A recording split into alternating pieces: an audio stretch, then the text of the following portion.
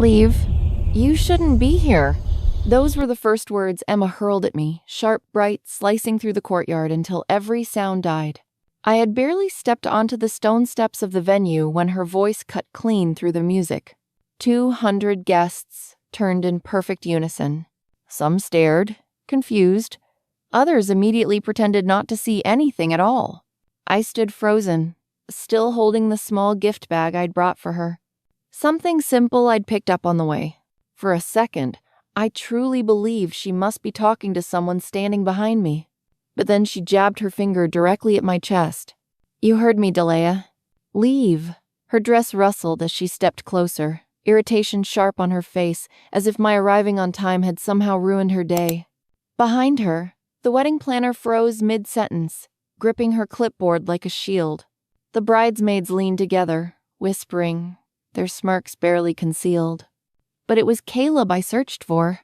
My son stood at the end of the aisle, hands shoved into his pockets, eyes fixed on the ground. He didn't move, didn't speak, didn't even lift his head to look at me. I waited 1 second, then another, maybe 3 for him to say anything. But he stayed perfectly still, a statue carved from someone I used to know. I'm not repeating myself, Emma snapped, her heels clicking toward me. This is a closed rehearsal. You're making people uncomfortable. The air thickened around me, heavy the way it feels right before a storm breaks. I swallowed hard and gave a single nod. My throat was too tight to trust with words, and I wasn't sure I could speak without cracking in front of all of them. So I turned slow, steady, and walked back down the steps, past rows of people pretending not to stare. The gift bag bumped softly against my leg, looking utterly ridiculous now, like it belonged in someone else's day. By the time I reached the parking lot, my hands were shaking not with anger, but with the kind of hurt that sinks deep, the kind that settles in your bones before you even know what's happening. I unlocked the car, slid into the driver's seat, and closed the door gently. The silence swallowed me whole. I didn't know it then, but the stillness inside that car, the unmoving air, the quiet pressing in, was the beginning of something I'd been refusing to face for far too long. I sat there with both hands resting on the steering wheel, staring straight ahead at nothing. My purse lay open on the passenger seat, the corner of my checkbook peeking out like a reminder I hadn't asked for. $41,000? That's what I had committed. The check hadn't gone through yet. I hadn't even mailed it. It was sitting right there in my purse, signed, sealed, ready to disappear into someone else's dream. Emma's words echoed louder now, filling the car, because I had nowhere else to put them. You're not welcome here. Not even a please. Not even a sorry. There must be some misunderstanding. Just pure venom spoken in front of a crowd who had no idea that I was the one paying for their champagne toast and picture-perfect decorations. I reached for the checkbook and held it in my lap. The numbers didn't blur. I had written them clearly, carefully.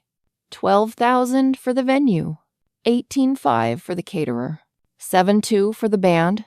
The rest scattered across hair trials, little gifts, tips, all of it adding up to one thing: silence. My silence. My compliance. That's what my money had bought. And still, I was the problem. No calls came. Not from Caleb. Not from the planner. Not even from Linda, my sister-in-law, the only person who knew from the start that I was financing all of this. Nobody asked if I was all right, if I'd made it home safely, if I was hurt. All I received were a few texts. Don't make this into drama. It's Emma's special day. Please don't escalate things. Escalate. As if I had been the one shouting in public. As if I hadn't stood there silently, stunned, while my own son chose the floor overlooking at my face. I closed the checkbook and slipped it back into my purse. I had stayed quiet because it was easier. Because I didn't want Caleb to think I was difficult. Because somewhere inside me, I still remembered how his small hand used to grip mine when he was nervous. But I wasn't nervous anymore. And I wasn't quiet anymore. I pulled out my phone and scrolled until I found the email thread from the wedding planner. My thumb hovered over her contact. 1 call. That's all it would take. When I walked through my front door, The house felt different, cooler, sharper, like the air itself understood what I was about to do. I set my purse on the counter and went straight to the kitchen table, where the wedding binder sat like a monument to all the effort I'd poured into this. I opened it, color-coded tabs, timelines, deposit receipts, everything neat and perfect, just the way they wanted the wedding to be, just the way they expected me to be. I picked up my phone and dialed. "Hi, Dia," the planner chirped, her voice bright as if nothing had happened. "Just finalizing everything for this weekend." "I'm canceling," I said. A beat of silence. A real one this time. "I'm sorry?" she asked. "I'm canceling everything. The venue, the vendors, the band. Don't charge the card. The check hasn't cleared." Another long pause. Then her voice dropped into a low, careful professionalism. "You're within your rights," she said. "Every contract is in your name." "But may I ask?" "I'm not welcome," I cut in. "So, neither is my money." She didn't fight it. Just confirmed the cancellations and hung up. One call done. And then I moved down the list. The florist, the caterer, the photographer. Each call became easier. My voice never wavered. No explanations. No apologies. No softness. The photographer tried to charm me. "We'd really hate to lose such a beautiful event," she said. "You already have," I replied. The band leader complained. "We turned down 3 gigs for that night." "So did I said, and hung up. With every cancellation, something inside me settled, as if a weight I'd carried for years was finally lifting. This was never their wedding. It had always been mine. My planning, my checkbook, my name on every contract. They had built their fantasies on a foundation they never bothered to acknowledge. And today, that foundation finally moved. By the time I closed the binder, the house was silent again. I looked at the blank space on the calendar where their wedding date used to be. The quiet felt clean. The knocking started at exactly 7:14 a.m. Sharp, rapid, insistent. The kind of knocking someone rehearses when they want to sound furious. I stayed in bed at first, hoping he would give up. But Caleb didn't leave. "Mom," he shouted. "Open the door." I moved slowly, putting on my robe, brushing sleep from my face. The hallway felt unusually long as I walked toward the front door. I paused, listening to his footsteps pacing back and forth on the porch. "I know you're in there," he said. "Emma's crying. Everything's falling apart. We need to talk." I opened the door just a few inches, enough to see his face. He looked exhausted, flushed, his hair messy, as if he hadn't slept. But he still wasn't looking at me. He was already mid-lecture. "She's devastated," he rushed out. "Vendors are canceling. The venue gave our date to someone else. Do you even understand how humiliating this is?" "I do," I said quietly. He didn't even register it. "You didn't have to do it like that," he continued. "A text, a warning, something. You just burned the whole thing down." "You told me not to cause a scene," I reminded him. He froze for half a second, like it had honestly never crossed his mind that I might remember the things he never said and the silence he hid behind. "I get it," he said. "You're mad. But this isn't about you. It's about us." I folded my arms. "It stopped being about me the moment she screamed at me in front of 200 people. Caleb exhaled dramatically and stared at the ground. "You're being dramatic." That word hit harder than anything Emma had said. Dramatic. As if pain was a performance. As if my humiliation had been a choice. "You're selfish, too," he muttered. "You always have to be the center." I closed the door. Not slammed. Just shut. Firm. Final. On the other side, he said my name once, softer. But I didn't move. I walked to the kitchen, filled the kettle, and waited for the water to boil. When I checked my phone, his last text glowed on the screen. "This is why Dad left." I stared at it for a long time. The kettle screamed behind me, but I couldn't bring myself to move. That message sat like a shard of glass in my chest. Simple, cruel, effortless. I let the message sit on the screen, black words on a bright background, each one colder than the last. This is why Dad left. There it was, the poison seed. The easy lie. The story someone fed him because they couldn't live with the truth. I could have deleted it, ignored it, let it float away into the digital void. But I didn't. I let it stay, because it showed exactly how little he understood. I poured the boiling water, made a cup of tea, and sat at the table.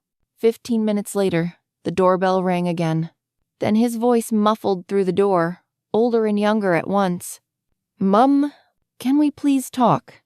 I opened the door, just enough for him to see my face. No wider. "You think I controlled everything?" I asked. He blinked, surprised I was even speaking. "Dad said—" I lifted a hand not to silence him, but to steady myself. "Your father left because he didn't want to be a husband anymore. Not because I bought the wrong brand of peanut butter. That's not what he told me." "No," I said. "It's what he told himself." He sighed in exasperation, as if I were the one twisting things. "You always do this," he said. "You twist everything. You make it about your version, your control. You didn't even think about how canceling everything would affect me." "I did think about it," I said. "And I decided I wasn't going to bankroll people who treat me like I'm furniture." He shook his head, frustrated.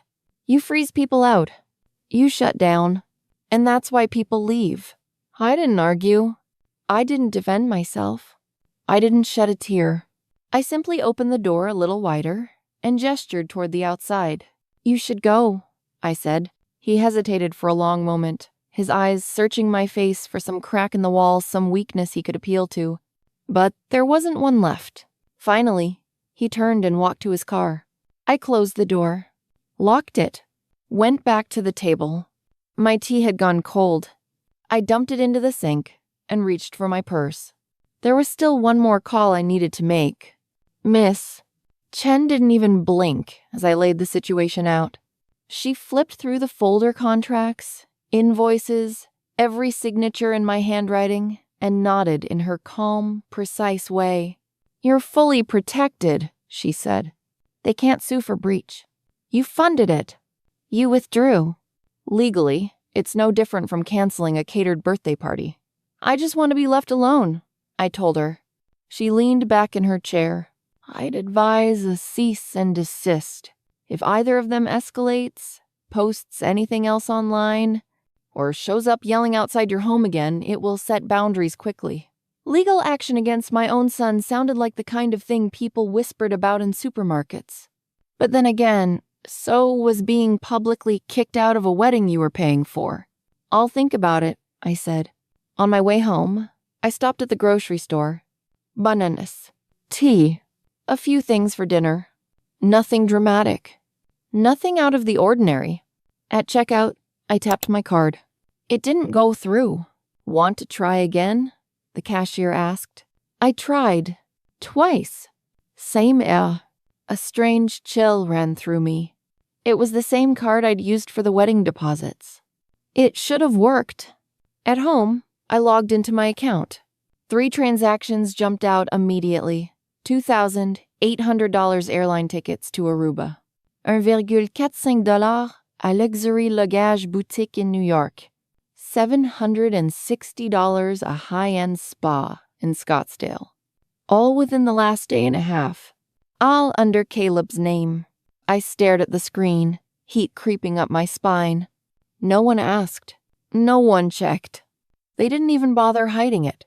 They had used my card like it was their personal wallet, like I was still funding a celebration I'd already walked away from. I clicked Report Fraud, canceled the card, set new alerts. Then I picked up the phone and dialed Miss Chen again. "You were right," I said. "Let's file the paperwork." It began with a video. Emma, puffy-eyed, wrapped in a cream-colored shawl, sat on a beige couch and whispered into the camera with carefully curated heartbreak.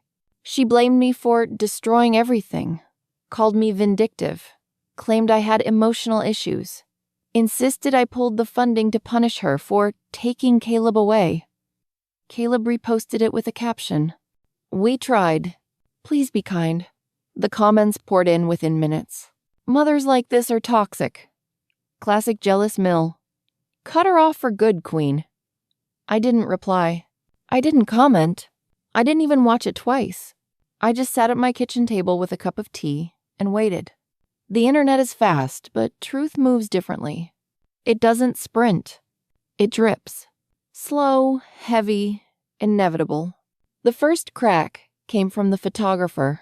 Someone accused her in the comments of abandoning the bride. Instead of engaging in drama, she posted a screenshot of the cancellation email with my name, my signature, my contract. Then the florist followed.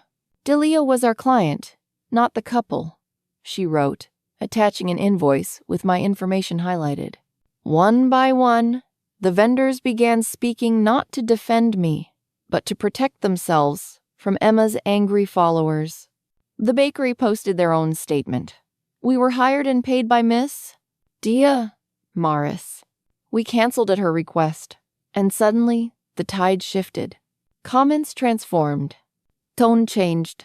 Wait, why was the mother paying for everything? And she got kicked out? This entire wedding was built on her money?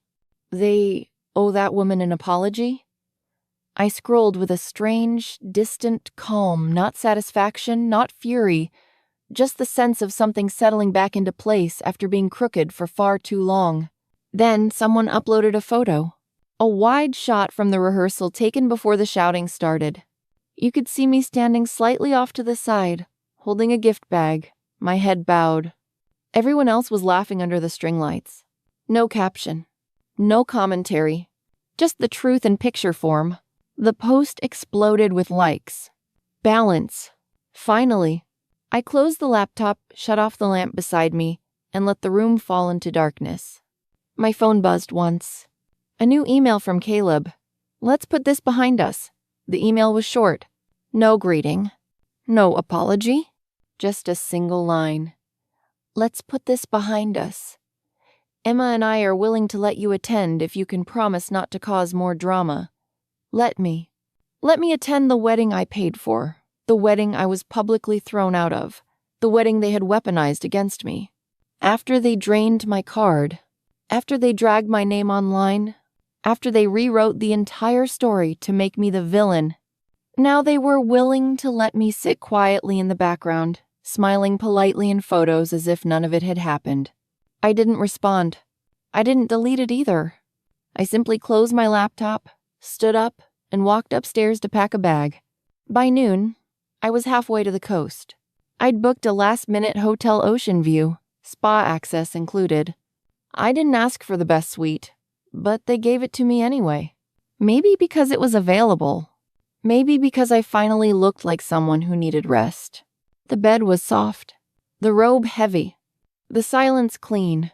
Just before sunset, I ordered champagne and drank it barefoot on the balcony. The waves hissed against the shore like quiet applause. My phone lit up twice, then 3 more times. I turned its screen down on the table and let the buzzing fade into the wind. Far down the coast, I imagined Emma screaming into her phone, trying to rebook a venue in 48 hours. Caleb arguing with vendors about deposits he never paid for.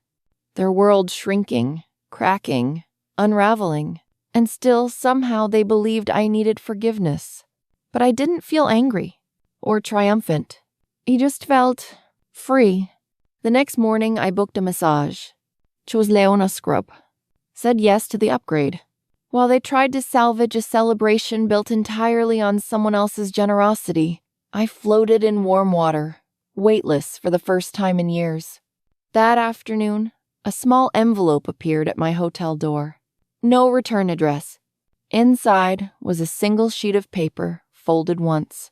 A printed screenshot of Emma's private group chat. And beneath it, a short, handwritten note. "You should know what she really said about you."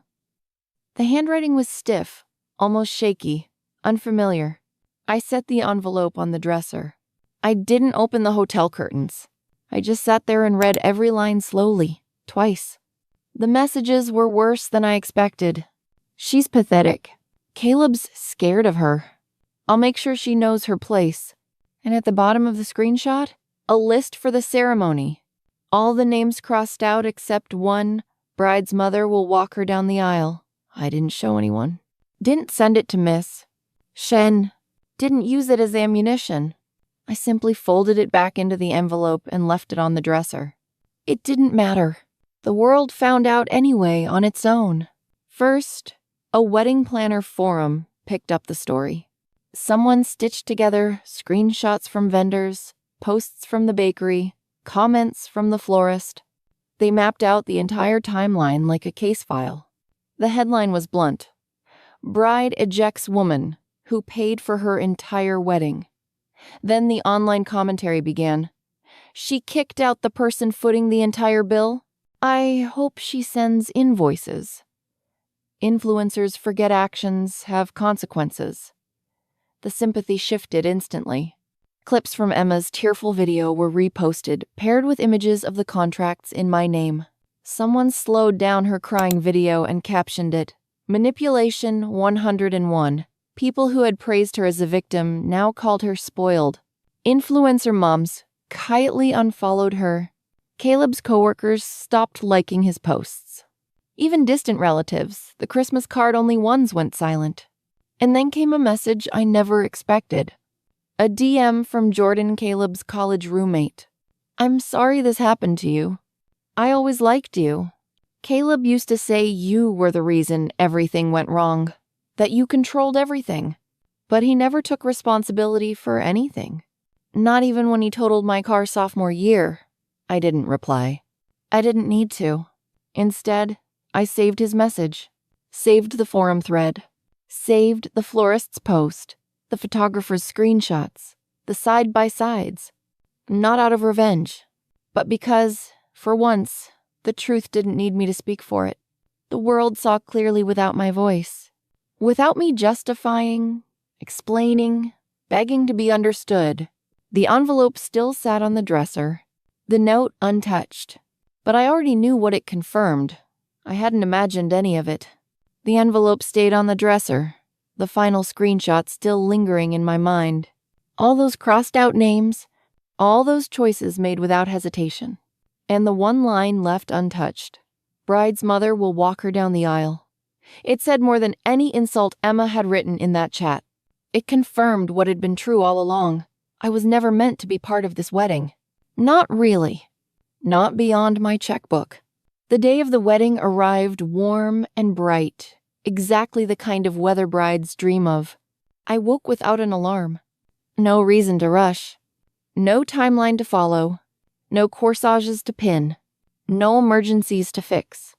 No one depending on me. I opened the curtains and let the ocean breeze sweep into the room.